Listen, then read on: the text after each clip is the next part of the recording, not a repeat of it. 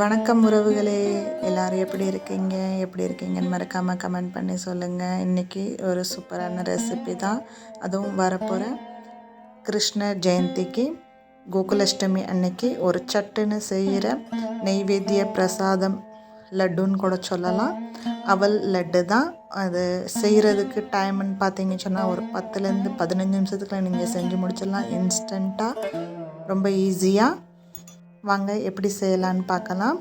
அதுக்கு ஒரு 2 ஸ்பூனு நெய் சேர்த்துருக்குறேன். சின்ன ஸ்பூனில் தான், டீஸ்பூனில் 2 ஸ்பூனு போதும், கரெக்டாக இருக்கும்.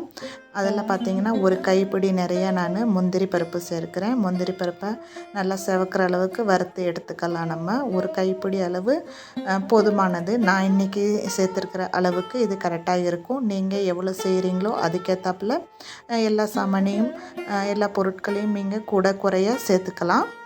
இந்த லட்டுன்னு பார்த்தீங்கன்னா ஒரு இன்ஸ்டண்ட்டாக 10லேருந்து 15 நிமிஷத்துக்குள்ள செய்யலான்னு சொன்னேன். அதே மாதிரி ரொம்ப ஈஸியாகவும் ஹெல்த்தியான ரெசிபியும் கூட. ரொம்ப நல்லா டேஸ்ட்டாக இருக்கும். கிருஷ்ணருக்கும் ரொம்ப விசேஷமாக ரொம்ப பிடிக்கும் இந்த லட்டு. அதே மாதிரி நம்ம வீட்டு குட்டி கிருஷ்ணருக்கும் ரொம்ப பிடிக்கும். கண்டிப்பாக அந்த மாதிரி ஒருக்கா செஞ்சு பாருங்கள்.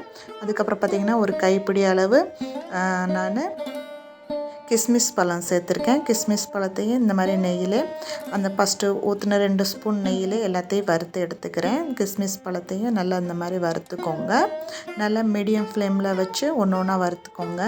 நீங்கள் நிறைய தடவை இந்த மாதிரி அவல் லட்டுலாம் செஞ்சுருப்பீங்க. இன்றைக்கி இந்த மாதிரி கொஞ்சம் இந்த மெத்தடில் செஞ்சு பாருங்கள். இதுவும் ரொம்ப டேஸ்ட்டாக இருக்கும். அதே அளவு ரொம்ப ஹெல்த்தியாகவும் இருக்கும். அப்புறம் நீங்கள் எவ்வளோ நாள் வேணாலும் வச்சு சாப்பிடலாம். நீங்கள் எவ்வளோ நாள் வச்சுருக்கிறீங்களோ அவ்வளோ நாளும் நல்லா இருக்கும், கெட்டு போகாது. ரொம்ப நாள் வச்சு சாப்பிட்ற மாதிரி தான். அதுக்கப்புறம் பார்த்திங்கன்னா நான் 1 கப் அளவு அவல் சேர்த்துருக்கேன். அவலையும் நல்லா மீடியம் ஃப்ளேமில் வச்சு அதே சட்டியில் அதே நெய்யில் தான் அந்த 2 ஸ்பூன் நெய் போட்டேன் பார்த்திங்களா, அதில் தான் வறுத்து எடுக்கிறேன். நல்ல பொன்னிறமான லைட்டாக அது பொரிஞ்சு வர அளவுக்கு லைட்டாக தான் கலர் சேஞ்ச் ஆகும். ரொம்ப கலர்லாம் சேஞ்ச் ஆகாது. லைட்டாக அது பொரிஞ்சோன்னா உங்களுக்கு தெரியும், லைட்டாக பொரிஞ்சிரும். அந்த நேரத்தில் நீங்கள் அதையும் எடுத்து வச்சுக்கலாம். இந்த மாதிரி லைட்டாக வதக்கிக்கோங்க. கோகுலாஷ்டமிக்கு அவலில் லட்டு செய்கிறது ரொம்ப விசேஷமானது. அதில் நிறைய டைப்பில் செய்யலாம். அதில் இதுவும் ஒரு டைப்பு. இதுவும் ரொம்ப ஈஸியான ரெசிபி தான். நீங்கள் கண்டிப்பாக இந்த மாதிரி மெத்தட்லேயும் செஞ்சு பாருங்கள். ரொம்ப எளிமையான மெத்தடு தான். அது மட்டும் இல்லாமல் வீட்டில் இருக்கிற சிம்பிள் பொருள்களை வச்சு தான் ரொம்ப ஹெல்த்தியான முறையில் செஞ்சுருக்கிறேன். பாருங்கள், அவள் கொஞ்சம் நல்லா வறுபட்டுருச்சு. இந்த ஸ்டேஜில் நம்ம இதையும் எடுத்து வச்சுக்கலாம் தனியாக. எவ்வளோ சட்டுன்னு இந்த ரெசிப்பியை நம்ம செய்கிறோமோ அவ்வளோ அளவாக டேஸ்ட்டாகவும் இருக்கும். அதே நேரம் நீங்கள் வச்சு சாப்பிடலாம். 1 வாரம் 10 நாள் ஆனாலும் கெட்டு போகாது. ரொம்ப நல்லா சாஃப்டாக ரொம்ப டேஸ்ட்டாக இருக்கும். இப்போ பாருங்கள், நான் 1/4 கப்பு டெசிகேட்டட் கோகோனட் எடுத்திருக்கேன். நீங்கள் ஃப்ரெஷ் தேங்காய் இருந்தாலும் அதையும் எடுத்துக்கோங்க. 1/4 கப்பு எடுத்துக்கோங்க. ஏதாச்சும் ஒன்று 1/4 கப்பு அளவு கரெக்டாக இருக்கும். 1/4 கப்பு சேர்த்துக்கோங்க. நல்ல ஃப்ரெஷ் கோகோனட் எடுத்திங்கன்னா அதை கொஞ்சம் நல்லாவே வதக்குங்க.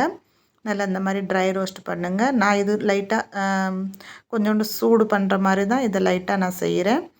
ஏன்னா இது ஏற்கனவே நல்லாயிருக்கும், எல்லாம் ப்ராசஸ் பண்ணி தான் இருக்கும். அதனால லைட்டாக அந்த மாதிரி ஒரே 1 நிமிஷத்துக்கு இந்த மாதிரி லோ ஃப்ளேமில் வச்சு சூடு பண்ணிக்கிறேன் நான். நீங்கள் ஃப்ரெஷ்ஷான கோகோனட் எடுத்திங்கன்னா அது நல்லா கொஞ்சம் வதக்கிக்கோங்க. அவ்வளோதான். இதையும் நம்ம எடுத்து வச்சுக்கலாம் தனியாக.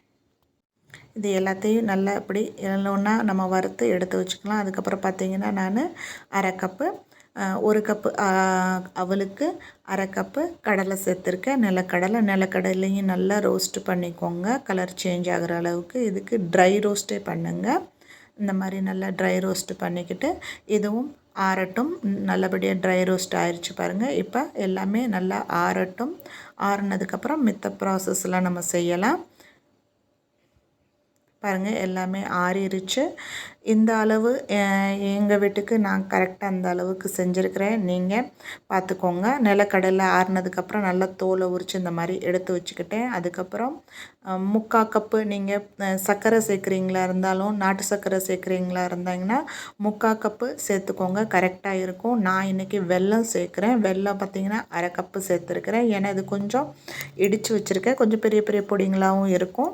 அதனால் இப்போ அவல் தேங்காய் எல்லாத்தையும் மிக்ஸி ஜாருக்குள்ளே போட்டுக்கலாம். போட்டுக்கிட்டு நான் முந்திரி பருப்பு வந்து என்ன பண்ணியிருக்கேன்னா வறுத்ததை வந்து ஒரு 10-15 பீஸ் இப்படியே முழுசாக இருக்கிறத தனியாக எடுத்து வச்சுக்கிட்டு மிச்சத்தை தான் நான் மிக்ஸி ஜாரில் போடுறேன். அந்த அவல் கூட கடலை, முந்திரி பருப்பு, அதுக்கப்புறம் கிஸ்மிஸ் பழம் கொஞ்சோண்டு அதை சேர்த்து ஃபஸ்ட்டு நம்ம ஏலக்காய் தூளும் 1 ஸ்பூன் போட்டுக்கோங்க. நீங்கள் முழு ஏலக்காய் சேர்க்குறதா இருந்தாலும் சேர்த்துக்கலாம். என்கிட்ட தூள் நான் பண்ணி வச்சுருந்தேன் ஏற்கனவே.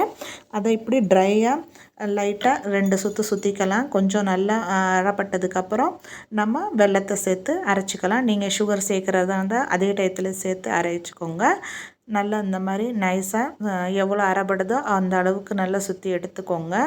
பாருங்கள் இந்த அளவுக்கு நல்லா அரைப்பட்டுருச்சு. 1-2 பருப்பு தெரியும், அது தெரிஞ்சால் பரவாயில்ல, இருந்துட்டு போதும், நல்லாயிருக்கும். அப்போ நல்லா டேஸ்ட்டாகவும் இருக்கும், பார்க்குறக்கும் அழகாக இருக்கும். இப்போ பாருங்கள் நான் அதே கடாயில் மறுபடியும் 2 ஸ்பூனு நெய் சேர்த்துருக்குறேன். 2 ஸ்பூன் நெய் போதுமானது. அதை லைட்டாக சூடு பண்ணிக்கிட்டு கேஸை ஆஃப் பண்ணிவிட்டு இந்த நம்ம அரைச்சி வச்சுருந்தேன் பார்த்திங்களா அந்த அவல் பொடியெல்லாம் அதில் சேர்த்துக்கிட்டு அதை நல்லா அந்த நெய்யில் அந்த சூட்டில் நல்லா எல்லாத்தையும் கிளறி விட போகிறேன்.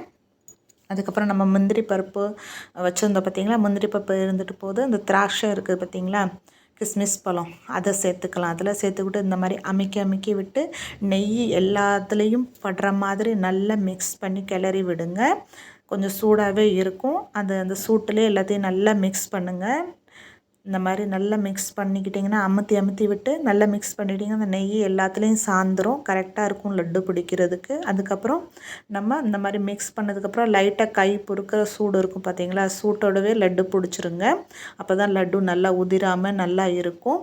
அதே அளவு சாஃப்டாகவும் இருக்கும். எவ்வளோ நேரம் வச்சுருந்தாலும் நல்லா இருக்கும். பாருங்கள் நல்லா மிக்ஸ் ஆகிடுச்சு. நெய் எல்லா பக்கட்டும் சாந்துருச்சு. இப்போ பாருங்கள் கை பொறுக்கிற சூடு வந்துருச்சு. இந்த அளவுக்கு இருந்தால் போதும். கையால் நல்லா அந்த மாதிரி மறுபடியும் அந்த முந்திரி பழம்லாம் போட்ட பார்த்திங்களா, அது எல்லா சைடும் இருக்கிற மாதிரி அந்த மாதிரி நல்லா அந்த மாதிரி ஒருக்கா பிணைஞ்சு விட்டுக்கோங்க கையால். லைட்டாக கை பொறுக்கிற சூட்டில் தான் இருக்குது. அந்த சூட்டோட லட்டு பிடிச்சிங்கன்னா நல்ல லட்டு பிடிக்க வரும். இந்த நெய்யும் போதுமான அளவு தான். பாருங்கள் டோட்டலாகவே நம்ம 4 ஸ்பூன் நெய்யில் தான் இந்த லட்டு செய்கிறோம். பாருங்கள் இந்த நல்ல லட்டு பிடிக்க வருது பாருங்கள்.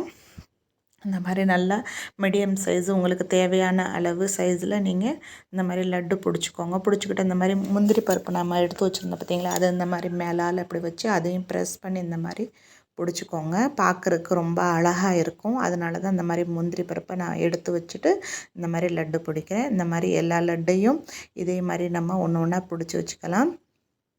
பார்த்திங்களா 10 நிமிஷத்தில் எல்லா லட்டுவையும் நம்ம பிடிச்சி முடிச்சிடலாம்.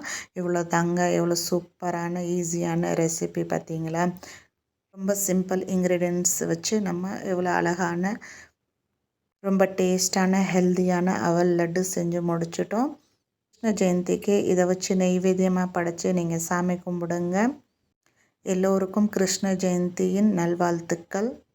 ஐ ஹோப் உங்களுக்கு இந்த ரெசிபியும் இந்த வீடியோவும் பிடிச்சிருக்குன்னு நினைக்கிறேன். இவ்வளோ நேரம் வீடியோ பார்த்ததுக்கு ரொம்ப நன்றி. இதே மாதிரி சிம்பிள் ஈஸியான ஹெல்த்தியான ரெசிபி கூட உங்களை நான் மீண்டும் சந்திப்பேன். அது வரைக்கும் பார்த்து பத்திரமா இருங்க. பாய் பாய். தேங்க்ஸ் ஃபார் வாட்சிங்.